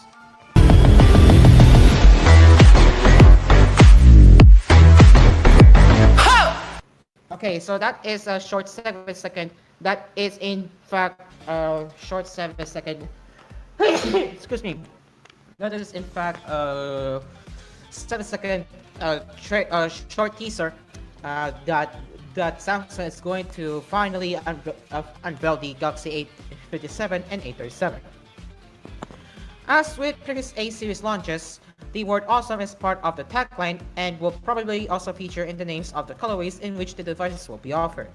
If you're in India, you can register your interest for the upcoming devices on this dedicated page on Samsung's website.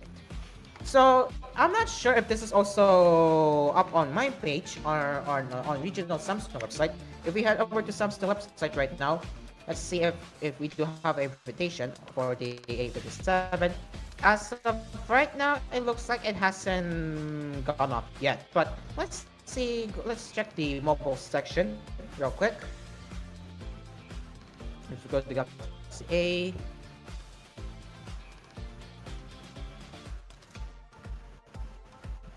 Yeah, there's still no A37, A57, but they have already delisted the A36 and A56. They have already delisted it from the website. But yeah, as for the specs, or according to the past rumors, the Galaxy A57 has a 6.6-inch Full HD Plus Super AMOLED screen with 120Hz refresh rate, the Exynos 1680 system on chip at the helm, 6, 8, and 12 gigabytes of RAM configurations, 128 or 256 gigabytes of storage, a 50 megapixel main camera, a 12 megapixel ultra wide, a 5 megapixel macro camera, a 12 megapixel selfie camera, and a 5000 mAh battery with support for 45-watt fast quad charging. The A37, on the other hand, has a 6.7-inch AMOLED screen, the Exynos 4080 SoC at the helm, a triple rear camera setup, 50 megapixel main, 8 megapixel ultra wide, and 5 megapixel macro, and a 5000 mAh battery with support for 45-watt charging. So that's the announcement where Samsung is finally going to be officially unveiling the A57 and A37. I have already saw that coming before, so this is not new when it comes to Samsung's rumors for the A series leaks. So yeah, I already saw how the A37 and A57 looks like. I forgot if I have already shared my thoughts on it, but yeah, the A37 has thicker bezels than the A57. But yeah, what are your thoughts on Samsung finally planning ahead on officially unveiling the A57 and A37 this March 25th? Will you be excited and will you be looking into getting a new phone as soon as it comes out? Let us know in the comments down below. As for the leaks as well, speaking of leaks, here's the A37 box right here. Yes, they still have to put the 5G in the title to indicate that it's 5G capable phone, while their current Galaxy S models don't have that one. But yeah. Anyway, so there's that, and we move on to the next one. We do have a hands-on video. Let's see, from Vietnam. But Vietnam. So if we oh wait, they don't have an automated subtitles, but you can even see for yourself. Okay, again, I'm not going to unmute the video because it's spoken in Vietnamese, so I'm not interested in that. I'm not interested in hearing Vietnamese. So you can see if we bump it up to 1080p, you can see how the phone looks like. You have inside here, you got the usual USB-C to USB-C cable. And if we skip over here, this is the main star of the show, the A57 5G. So yeah, the back of the phone looks very premium, and I have yet to get my hands on this one when it's when they have a demo retail unit up in my local area. Well, I will look into that one when they have the retail unit or demo retail unit already in shelves. But so far, the looks of the phone is very premium looking, and kudos to Samsung for that. So if we move over to the top of the phone, you got the active noise cancellation, I believe, and you also have the microphone here. So on the bottom, you have the speaker, you have the USB-C, and the SIM card slot. So on the front of the phone, this is how the phone looks like, as you are seeing right here. And if you're curious how it looks, this is how One UI 8 looks like on the A57. And again, the phone is very premium looking. And I'm not even sure if this phone supports Wi-Fi 6. As I'm seeing right here, the phone the Wi-Fi connectivity is still showing Wi-Fi 5, so I am not sure if this phone supports Wi-Fi 6 or Wi-Fi 6E out of the box, but only time will tell if they have the official spec sheets out for this one. But so far, it looks really good in person. The phone definitely looks premium inside, so yeah, really nice looking phone we got there. Anyway, so that is the A57, and apparently I don't want to skip this one because we also have another unit that is in blue color. Yeah, that's in blue color right here. But again, this is just the same thing. We'll see if they have the A37 right here. I'm not sure, but I don't think they have the A37. I might be wrong, but let's see. Is this the same phone? I'm not sure, but yeah, this is where he. Okay, yeah, it's definitely a same phone. So I'm not going to bother showing you the same thing, but yeah, this is showing in blue color. But either way, it does look nice, I would say the least. And yeah.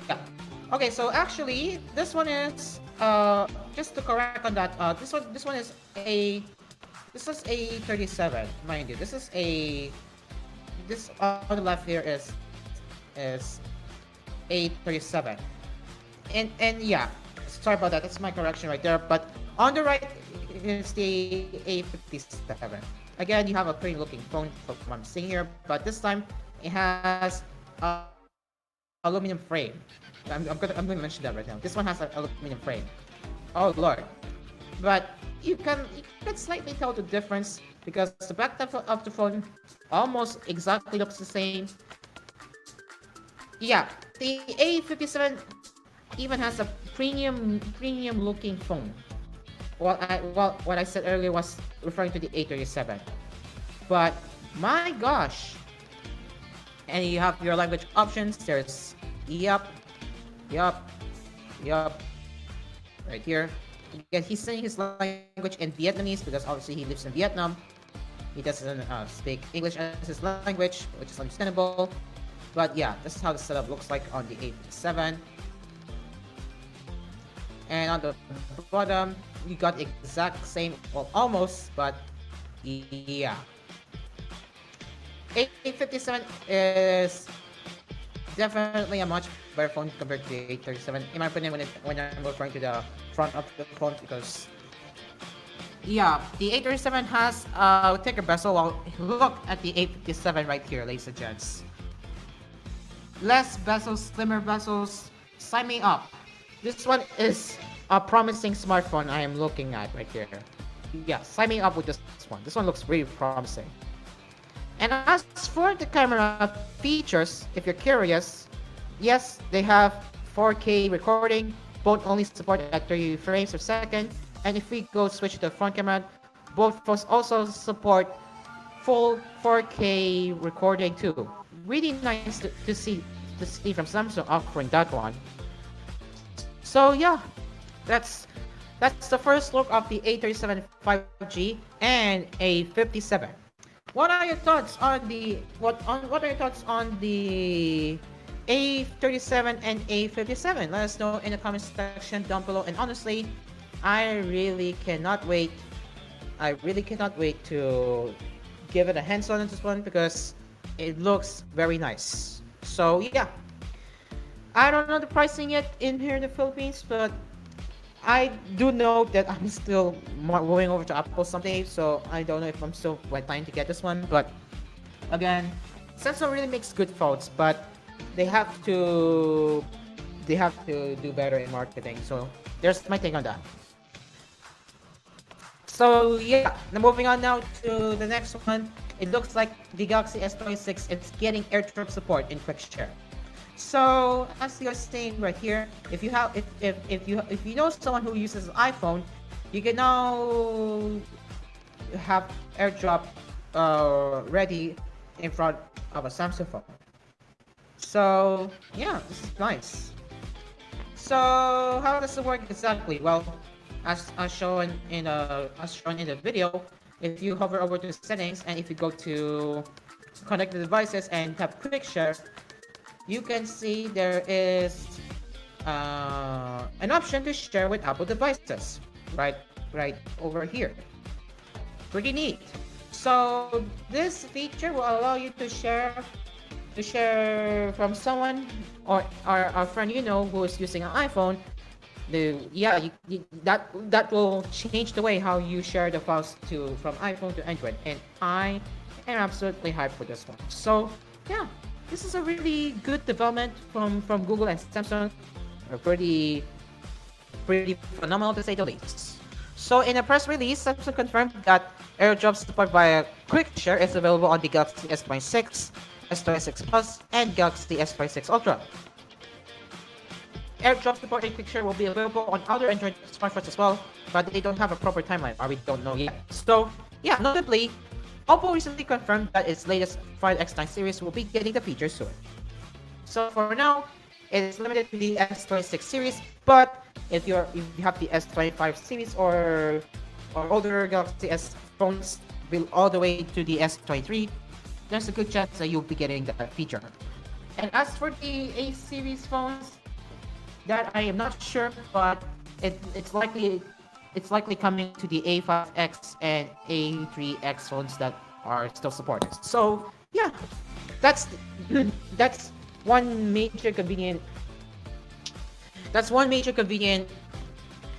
feature that is now on the Galaxy S26 with other Android smartphones to follow soon. So what are your thoughts on it? If you know someone who owns an iPhone, will you be informing them, or will you let them know that Samsung is adding the ability that will let your friend transfer from an iPhone to Android? I say this is a good idea. Let us know in the comment section down below.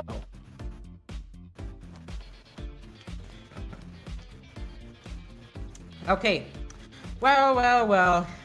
As for the keep Android open situation, it looks like Google is still doubling down on requiring developers to sign up for Google. They're still doubling down, unfortunately. But aside from that, there's also a 24-hour waiting period before you will be able to install apps from unverified developers.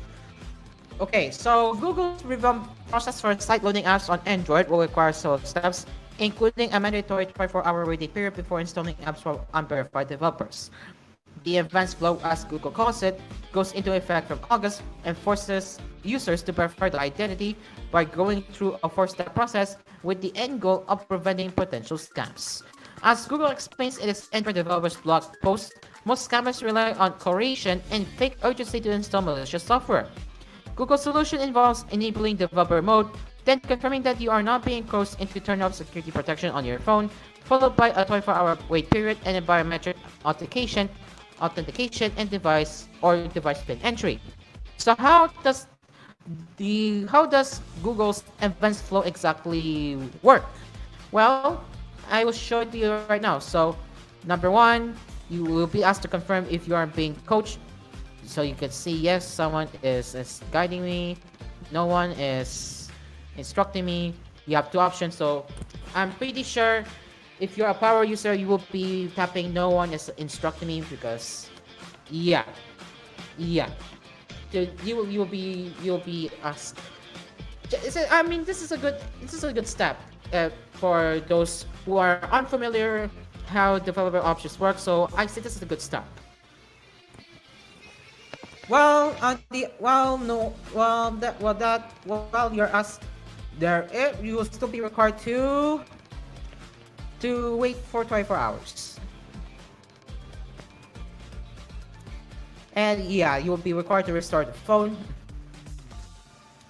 and come back, and after the 24-hour wait, that's the third step.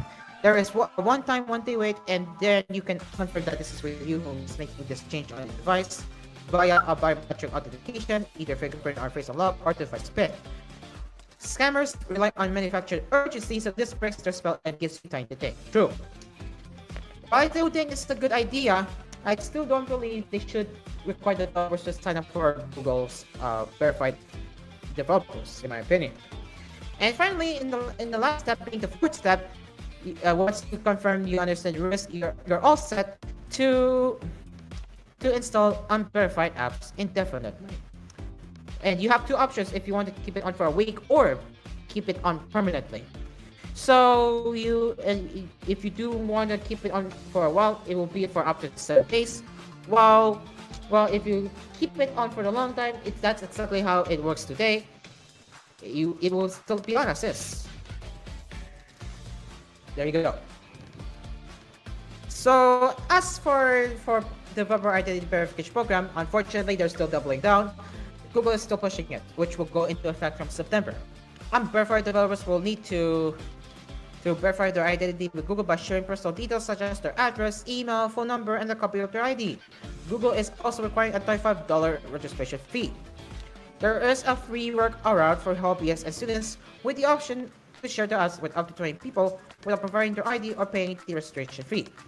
In related news, Enter Community Engagement Manager and longtime tech journalist Michelle Rahman confirmed that side-loading apps using Android Debug Bridge will bypass Google's advanced flow process and its 24-hour waiting period requirement. God bless them.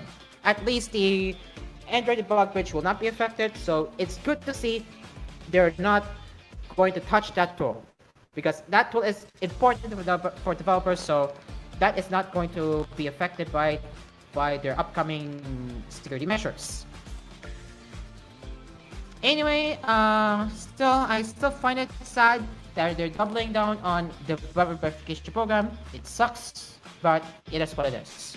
So again, and Keep Android Open website has a very good explanation on why Google should not be doubling down. So if we once again go to keepandroidopen.com, you can see that they have. Oh look, they have actually made the website more. They made the website. Oh look, they actually made the website more friendly. Nice. So yeah, you can see they are still doubling down, and they have so many reasons to explain, which the website explains better than me. So yeah, we will if you care about Android. If you care about Android so much that you don't want Google to make it lockdown, you have to start acting now. So this is the best way to take action if you're interested. So once again, I've already talked about this last few episodes of the coverage. So if you are interested, you can check that out in previous episodes. But yeah, I'll leave the link in the video description below on what you can do to keep the platform open. Again, I'll put the link in the video description below or in the show notes on what you can do to keep Android open. So there you go. And there's also keepandroidopen.org. I'm sorry about that. There's two different sites apparently.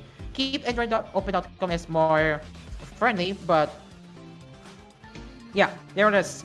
Advanced flow, not a solution. Yep, exactly. As I have said it before, as I have said it before, well, I do find that the first step is very good. Why I say it's very good? Well, it lets people know who are not tech savvy. It lets people know who are not being tech savvy that yeah, you are possibly getting scammed. I think this is a good thing, but still, it's not a solution. It's not a solution, ladies and gents. It is not a solution.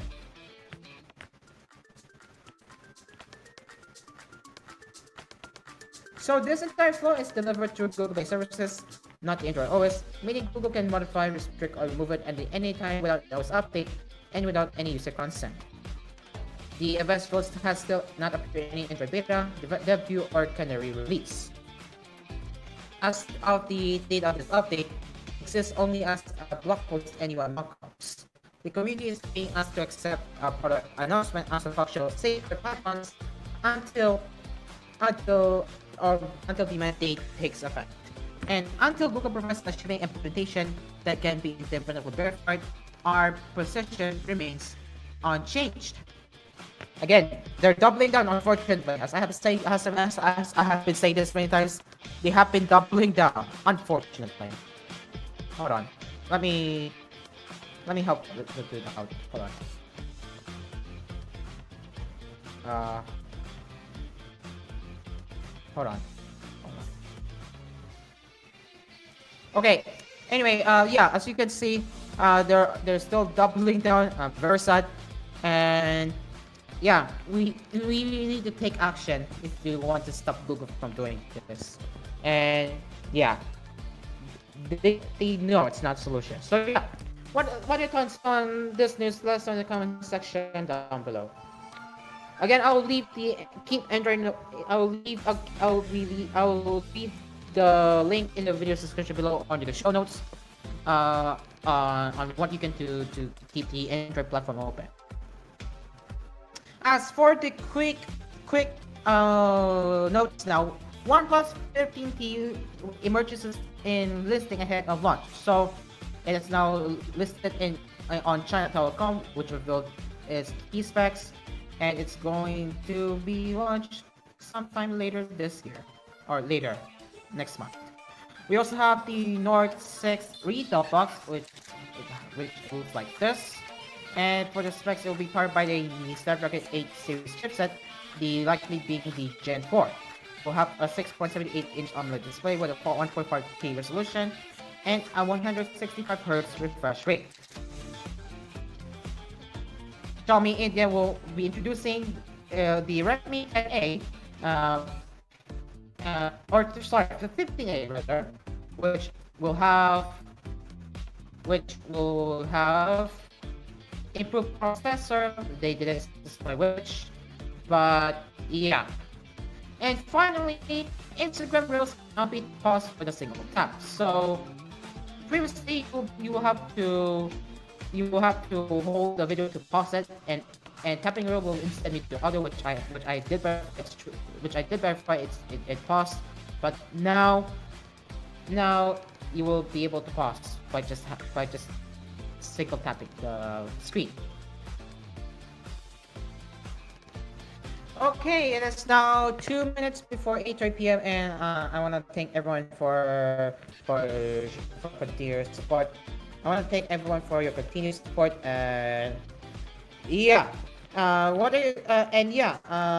we will have more tech headlines to cover. I know this is a little bit slow news, but that's okay. At least we really made it to the end. So yeah, what a success for our show tonight, despite a little bit of technical difficulties earlier in the start of the show.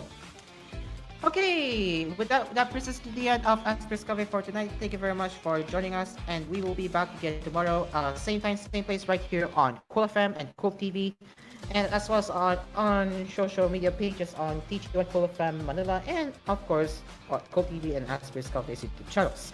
And speaking of which, don't forget to hit the like button, subscribe, and get notified if you are interested in upcoming episodes of our cover like this one, just like this one.